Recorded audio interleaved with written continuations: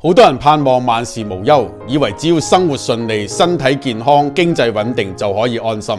但係現實當中，憂慮仍然存在，例如前途不明、人際變化、疾病、意外等等，都令人難以真正無憂。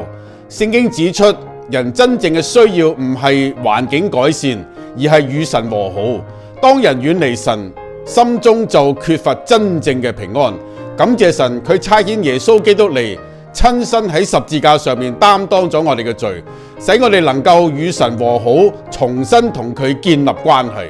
耶穌話唔好為明天憂慮，因為佢應許我哋，只要信靠佢，將憂慮交託俾佢，就能夠喺任何環境同埋際遇當中得享平安，更加能夠得着永生同埋永遠嘅盼望。